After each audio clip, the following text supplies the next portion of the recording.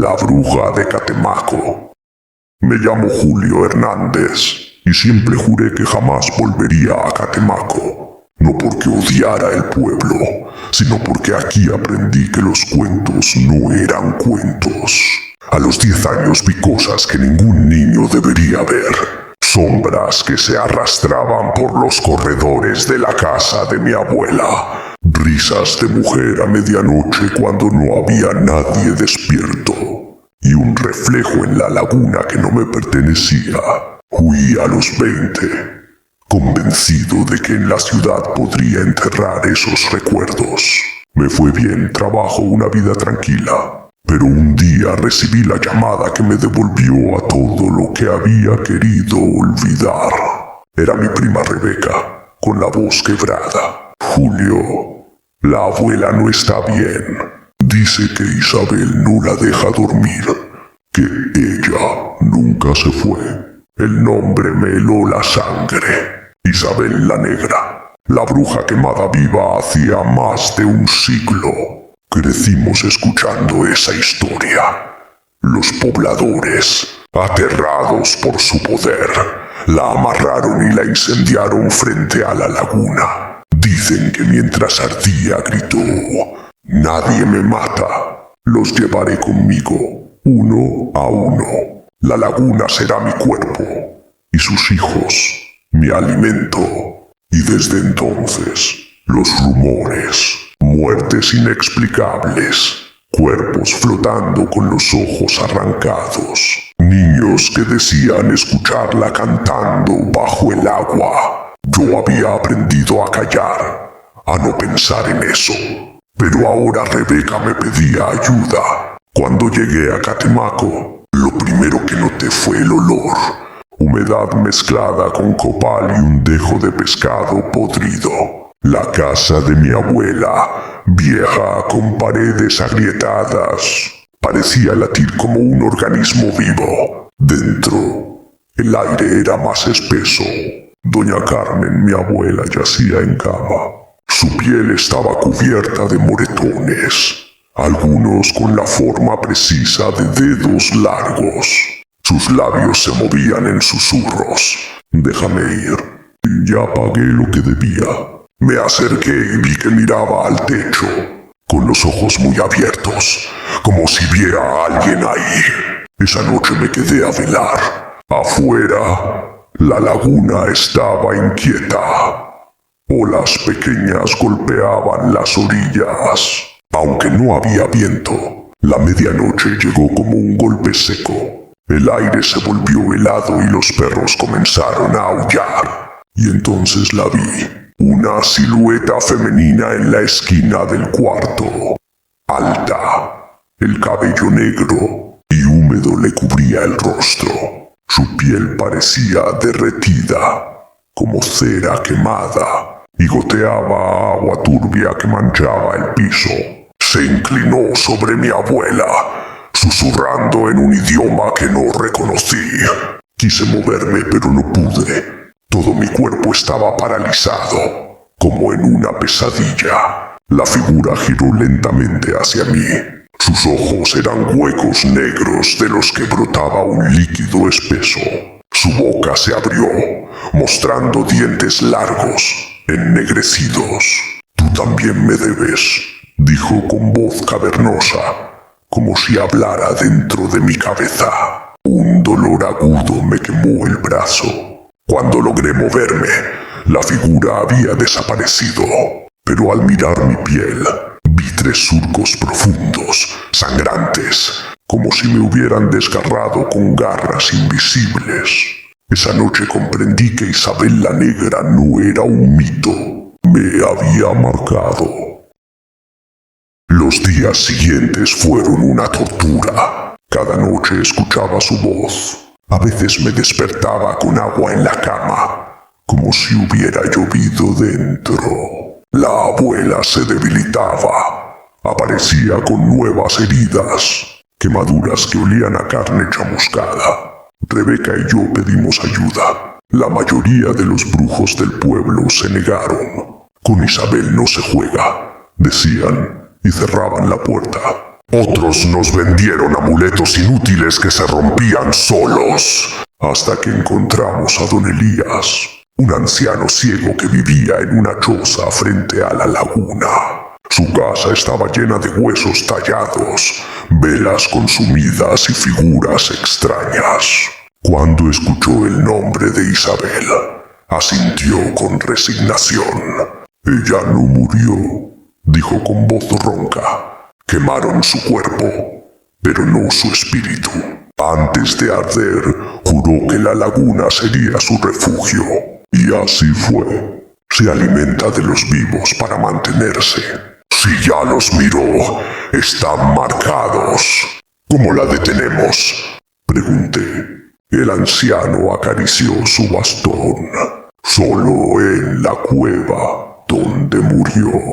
Allí se guarda lo que queda de ella. Pero sepan esto, nadie sale intacto de ahí. Isabel siempre deja cicatriz. Esa noche nos llevó en su canoa. La laguna estaba en calma, pero el aire olía a azufre. El cielo estaba limpio, y aún así, el agua se movía como si algo enorme nadara bajo nosotros. Al llegar a un punto medio, don Elías nos indicó sumergirnos. El agua estaba helada, espesa, casi aceitosa. Descendimos con lámparas. La oscuridad era absoluta. La cueva se abrió como una boca gigantesca. Dentro encontramos un altar de piedra, cubierto de huesos humanos. Entre ellos, un cráneo femenino con mechones de cabello negro aún adheridos. Rebeca se cubrió la boca para no gritar. Don Elías empezó a rezar en náhuatl, esparciendo sal. El aire vibraba. De pronto, el techo comenzó a gotear agua roja. Los huesos temblaron. De las paredes surgieron rostros deformes, congelados en gritos mudos. Y apareció ella. Isabel la Negra emergió sobre el altar. Era más alta que un hombre. Su piel carbonizada colgaba en jirones, y su cabello mojado goteaba sangre y agua. Sus ojos eran pozos sin fondo. Creen poder desterrarme. Su voz retumbó en la cueva. Yo soy la laguna. El agua comenzó a agitarse, y de ella surgieron cadáveres hinchados, con piel verdosa, ojos reventados y bocas llenas de algas. Caminaban torpemente hacia nosotros, dejando trozos de carne flotando. Uno me tomó del brazo. Su piel se hundió como lodo bajo mis dedos. Me dejó una mancha negra que ardía como fuego. Isabel se abalanzó sobre mí. Sus manos atravesaron mi pecho y sentí que me arrancaba el aire, como si succionara mis pulmones. La desesperación me llenó de fuerza. ¡El cuchillo!, gritó Elías. Con un esfuerzo brutal, hundí el cuchillo de obsidiana en el cráneo cubierto de cabello. Isabel lanzó un chillido tan agudo que me sangraron los oídos. Su cuerpo estalló en un torrente de agua negra que nos golpeó con fuerza. Los cadáveres se desplomaron. La cueva tembló. El agua nos arrastró hacia afuera. Todo se oscureció. Desperté en la orilla. Al amanecer, el agua me escurría del cuerpo, mezclada con barro y sangre. A mi lado estaba Rebeca, viva, aunque con la cara destrozada por arañazos. Don Elías no estaba, solo vimos su bastón flotando en el agua. Regresamos tambaleando a la casa. La abuela dormía profundamente, sin heridas nuevas. Al despertar, lloró como nunca. Se fue, al fin se fue. Habíamos ganado, pero a un precio altísimo. Rebeca quedó con cicatrices profundas en la cara, como garras que le deformaron la mejilla. Su brazo derecho perdió movilidad. Yo quedé peor. Mi cabello se quemó en parches. Mis brazos están cubiertos de llagas negras. que se abren y cierran como bocas respirando. Los médicos dicen que es necrosis, pero nunca han visto algo igual. El dolor nunca cesa. A veces, al mirarme en el espejo, veo las cicatrices palpitar, como si Isabel siguiera ahí, dentro de mí. La abuela murió en paz meses después. Catemaco siguió su vida, pero Rebeca y yo cargamos con las marcas. La gente nos evita, como si fuéramos malditos. Y quizá lo somos, porque nunca regresamos iguales, y lo sé. A veces, cuando la laguna está en calma y el viento calla, escucho un susurro que me hiela la sangre. No han terminado conmigo. Y entonces sé que Isabel no se fue del todo. Vive en mi piel, en mis cicatrices, en cada silencio de Catemaco.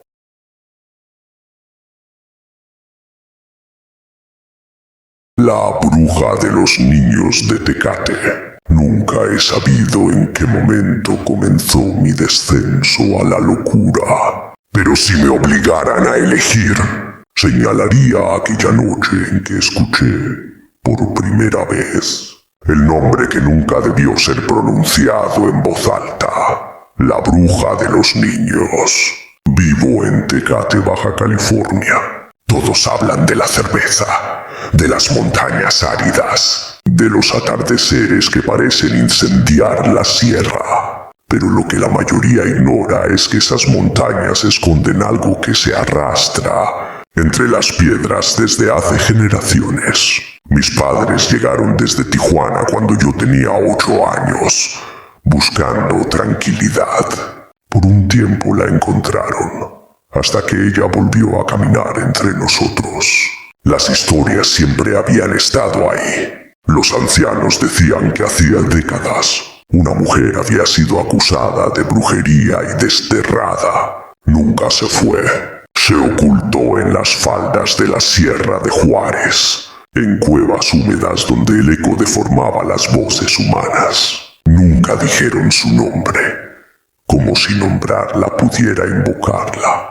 Según los relatos, cazaba niños, los devoraba y dejaba sus huesos colgando de los pinos como si fueran frutos podridos. Yo me reía, todos los jóvenes nos reíamos, hasta que desapareció Miguelito. Tenía 8 años, hijo de Doña Clara, vecino de todos, siempre corriendo con un balón bajo el brazo. Una tarde no regresó.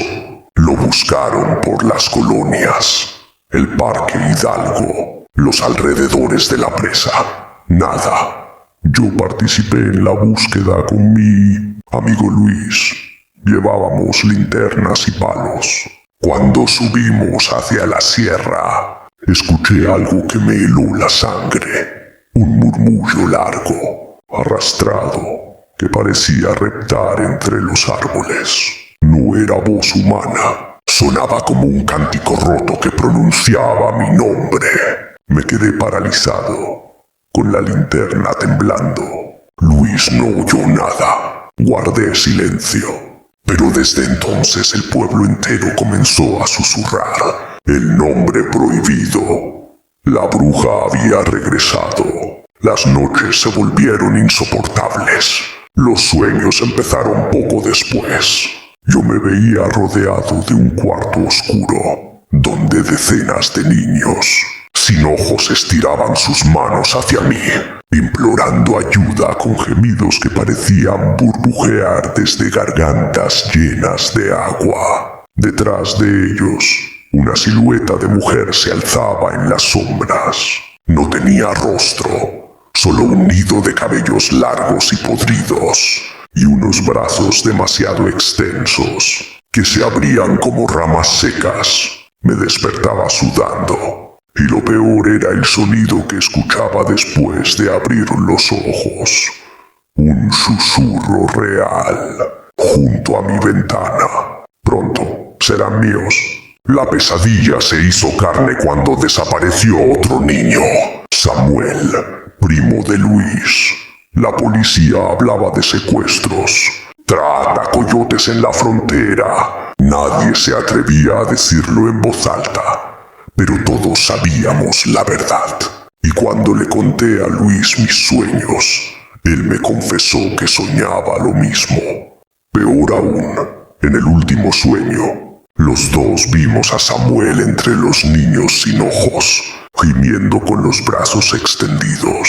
Nos juramos proteger a nuestros hermanos menores, vigilar las casas y buscar respuestas.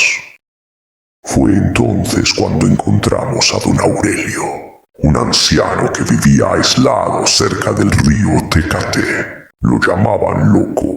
Unos decían que era curandero, otros que era pariente de la bruja.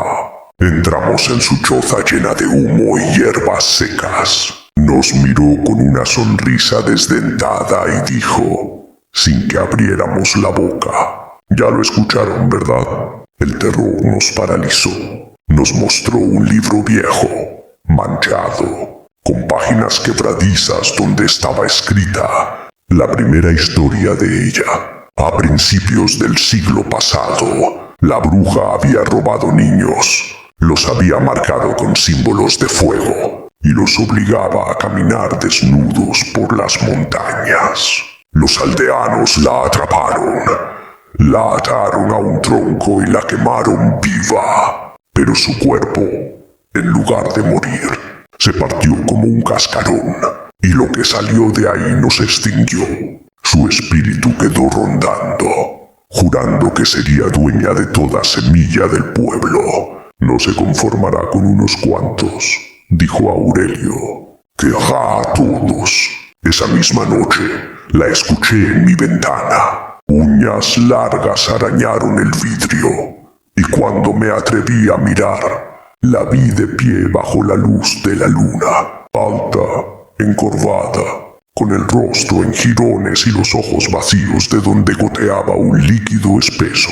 Sonreía mostrando dientes largos y filosos. Puso la mano sobre el cristal. Sus dedos parecían ramas muertas. De las uñas colgaban trozos de carne todavía fresca. Su voz no salió de su boca, sino que se incrustó en mi cabeza. Eres fuerte, pero me darás lo que es mío. Todos serán míos. No pude moverme. Cerré los ojos con fuerza, y cuando los abrí, no había nadie. Luis también la vio esa noche. Volvimos a Aurelio. El anciano suspiró con tristeza. Ella ya los marcó. Por eso la ven. Por eso los sueños ya son parte de su juego. Nos pidió esperar. Dijo que cuando cayera el tercer niño, sabríamos qué camino tomar. Una semana después, desapareció Valeria, de 6 años.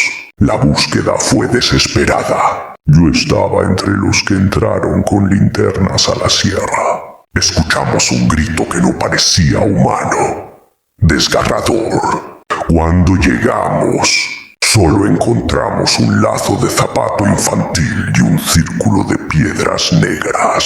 El aire olía a carne quemada. Me arrodillé temblando, y entre el viento escuché claramente una risa rota que se confundía con el silbido de los pinos. Ese fue el momento en que entendí que el pueblo estaba condenado. Ya no era un mito, no era un rumor, era real. Estaba hambrienta y había abierto la puerta por completo. Y supe también que mi vida jamás volvería a ser la misma, porque esa criatura no se conformaría con 3 niños. Vendría por todos, uno a uno, hasta que no quedara inocencia respirando en Tecate. La bruja ya nos había elegido, y el verdadero horror apenas estaba comenzando. La tercera desaparición quebró lo poco que quedaba de tranquilidad en Tecate. Nadie dejaba salir a sus hijos. Las calles se vaciaron y el silencio se volvió tan espeso que parecía ahogar. Pero la bruja no necesitaba de nuestras rutinas para acercarse. Ahora ella caminaba entre nosotros. La primera noche después de la desaparición de Valeria, escuché los alaridos. No eran sueños, eran gritos reales, desgarrados, que se alzaban desde la sierra y llegaban hasta el corazón del pueblo. Eran voces de niños, muchos niños, que parecían retorcerse entre carcajadas roncas. El aire apestaba a carne podrida. Me refugié en mi cuarto, abrazando a mi hermano menor, mientras mi madre rezaba con los ojos en blanco. La luz parpadeaba. Afuera, los perros ladraban, luego gemían, luego callaban de golpe. En ese silencio sofocado, algo se arrastró por la azotea. Un peso lento, irregular, como si caminara sobre 4 patas torcidas. El techo crujió. Después, uñas arañaron el cemento con un chirrido insoportable. Quise asomarme, pero el miedo me paralizó. Mi hermano se orinó encima y yo lo abracé más fuerte, temblando. Entonces, desde arriba, llegó la voz. Uno por uno, hasta que no quede ninguno. Golpearon la ventana de la sala. Corrimos. La cortina se levantó y por un segundo vi su rostro deformado, piel quemada que colgaba como cera derretida, un ojo blanco colgando por un nervio y dientes que parecían clavos oxidados incrustados en encías negras. Mi madre gritó un rezo en voz alta y aquello desapareció, pero el olor a azufre quedó impregnado en la casa. Al día siguiente, 3 niños más desaparecieron. Una hermana de mis compañeros de clase, 2 primos lejanos de Luis. Nadie supo cómo ni cuándo. Simplemente no despertaron en sus camas. Las cobijas estaban tiradas en el suelo y las ventanas abiertas como si alguien hubiera entrado desde fuera. La policía levantaba actas inútiles. Algunos vecinos hablaban de cerrar la carretera, de pedir ayuda al ejército. Otros juraban que debíamos ofrecer un sacrificio para calmarla. Y mientras tanto, los sueños se volvieron insoportables. Yo me veía rodeado de niños desollados, que jugaban con sus propios intestinos, como si fueran cuerdas de saltar. Reían con voces huecas y al mismo tiempo lloraban sin ojos. La bruja los conducía como una madre orgullosa, arrastrando cadenas oxidadas que se hundían en sus huesos. Luis dejó de dormir. Lo encontré una tarde frente al río, con la mirada perdida, rascándose los brazos hasta sangrar. Ya los escucho despierto, me dijo sin girarse. Están aquí junto a mí. Me mostró la piel. Tenía marcas de uñas que no eran suyas, líneas profundas como garras. Don Aurelio nos recibió esa noche. Tenía los ojos rojos, como si hubiera llorado durante horas. El pueblo está condenado, susurró. Ella no se detendrá hasta poseerlos a todos. Entonces díganos qué hacer, le grité perdiendo la calma. No podemos solo mirar cómo se los lleva. El anciano temblaba. Hay un lugar, su cueva, en lo alto de la sierra. Allí guarda lo que roba, los cuerpos, las almas. Pero entrar significa ofrecerse en sacrificio. Nadie sale igual. Luis y yo nos miramos. La decisión se formó sin palabras. Iríamos. Esa misma madrugada partimos hacia la sierra, llevando linternas, un cuchillo de cocina y una botella de alcohol como única arma. El viento silbaba como si miles de voces nos rodearan. Los árboles parecían retorcerse a nuestro paso. El olor fue lo primero que nos guió. A medida que ascendíamos, La peste a sangre seca y carne podrida se hacía insoportable. Llegamos a un claro y allí los vimos. Decenas de cuerpos infantiles colgaban de los pinos, amarrados con cuerdas hechas de cabello humano. Sus vientres estaban abiertos y de ellos colgaban entrañas negras que goteaban sobre la tierra. Algunos aún se movían, con espasmos lentos, como si un resto de vida los obligara a sufrir eternamente.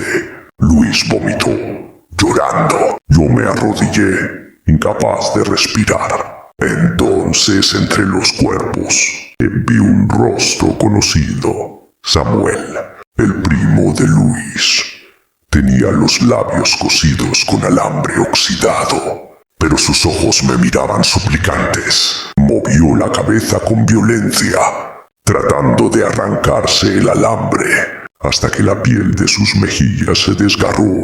Luis gritó el nombre de su primo, corrió hacia él, y en ese momento todo se quebró. La bruja salió de entre los árboles. Era más grande de lo que recordaba, una figura de casi 3 metros, encorvada, cubierta de piel quemada que se caía en tiras. Sus brazos eran tan largos que rozaban el suelo, y sus manos terminaban en uñas negras más largas que cuchillos. Sus ojos eran pozos vacíos de donde salía un humo oscuro. Se acercó arrastrando los pies descalzos, dejando huellas de sangre en la tierra. «Ya son míos», gruñó con voz que parecía un coro de niños muertos. «Todos míos». Luis retrocedió, llorando, pero la bruja extendió la mano y los cuerpos colgantes comenzaron a moverse, como si obedecieran su voluntad. Los niños desollados abrieron la boca y gritaron al unísono, un sonido desgarrador, como huesos quebrándose. Cogimos. La bruja nos persiguió, y los cuerpos colgantes se agitaron como si rieran. El bosque entero vibraba con sus voces. Llegamos a un claro donde la luna iluminaba una roca enorme, cubierta de símbolos. Allí se abrió el suelo con un crujido y apareció la entrada a su cueva. Un agujero oscuro del que emanaba calor y hedor insoportable. Desde dentro, escuchamos cientos de risas infantiles mezcladas con sollozos.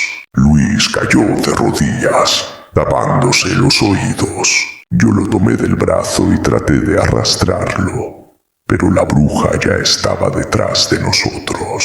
Su mano me alcanzó. Sentí sus uñas enterrarse en mi hombro. El dolor fue tan intenso que creí que me arrancaba el hueso. La empujé con todas mis fuerzas, gritando. Luis arrojó la botella de alcohol y encendió un fósforo. Las llamas la alcanzaron por un instante, y su piel ardió dejando ver carne viva que se agitaba como gusanos.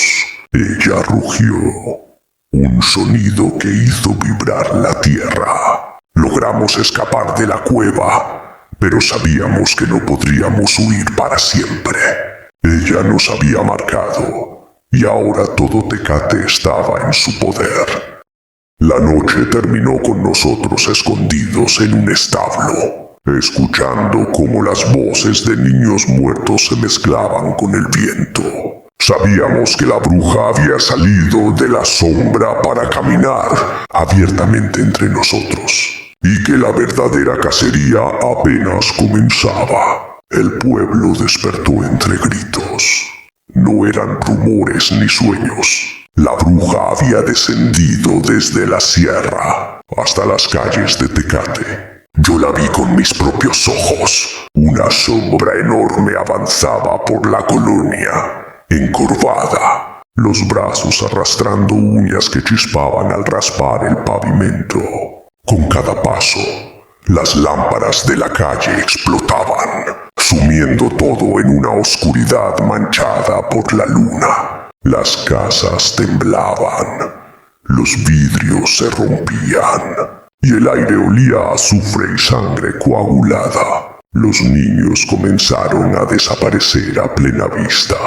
Vi cómo la pequeña hija de doña Clara fue arrastrada de su cama por un brazo invisible. Sus uñas se clavaban en el marco de la ventana, mientras gritaba, hasta que sus dedos se arrancaron de cuajo. Nadie pudo alcanzarla. Fue tragada por la noche. Las madres corrían descalzas. Los padres golpeaban puertas. Disparaban escopetas que no hacían más que atravesar humo. Y en medio de todo, la bruja reía. Una risa que era al mismo tiempo el llanto de 100 niños. Luis y yo corrimos hacia la choza de Aurelio. El viejo estaba preparado. Tenía un círculo de sal, velas negras y un recipiente con sangre seca. «Ha llegado la noche que siempre temí», dijo sin mirarnos. «Si no se hace ahora, nunca más habrá Tecate». Nos explicó que había una sola forma de detenerla: obligarla a encarnarse por completo, arrastrarla a la carne y prenderle fuego en el corazón del pueblo. Pero hacerlo requería un sacrificio. Alguien debía marcarse con su símbolo, atraerla, dejar que intentara devorarlo. Luis dio un paso al frente. «Yo lo haré». Quise detenerlo, pero Aurelio lo marcó con un cuchillo oxidado. Dibujó en su pecho un símbolo que ardió como hierro candente.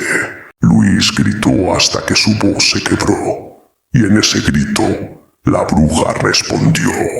El suelo se abrió. Un hedor insoportable invadió la choza. Brazos alargados se colaron entre las paredes de madera, arrancándolas como si fueran ramas. Y allí estaba ella, más horrible que nunca. Su cuerpo estaba cubierto de piel desgarrada que colgaba en tiras, dejando ver músculos vivos retorciéndose. En su vientre había rostros de niños que se abrían y cerraban como bocas suplicantes. De sus ojos vacíos salía humo negro que llenaba la habitación. Luis se arrodilló sangrando. La bruja lo olió, gruñó con placer y lo tomó por el cuello. El tiempo se detuvo. Yo vi cómo sus uñas se enterraban en la piel de mi amigo, cómo la sangre brotaba en chorros, cómo el símbolo brillaba y quemaba la carne de la criatura. Ella rugió con furia, y ese rugido reventó los vidrios de todas las casas a la redonda. Aurelio gritó: «¡Ahora! ¡La hoguera!». Tomamos antorchas empapadas en alcohol y salimos a la calle. El pueblo entero estaba allí. Familias aterradas, vecinos con palas, con machetes. Nos miraban, entendiendo lo que debíamos hacer. Luis, medio muerto en las garras de la bruja, me miró a los ojos. «No dejes que me lleve». Con un grito de rabia lancé la antorcha. Las llamas envolvieron su cuerpo. Otros vecinos hicieron lo mismo. La criatura chilló, y ese chillido era como el llanto de todos los niños desaparecidos al mismo tiempo. Su piel ardía, desprendiéndose en jirones que se pegaban a nuestras caras. El humo olía a carne humana. Los rostros en su vientre gritaban hasta explotar como burbujas de sangre. Sus brazos se agitaron arrastrando a Luis contra sí misma, como si quisiera hundirlo dentro de su carne ardiente. Yo corrí y lo jalé con todas mis fuerzas. Sentí sus huesos crujir en mis manos, su piel deshaciéndose como cera. Grité hasta que la garganta me sangró. El pueblo entero lanzó fuego, piedras, todo lo que tenían.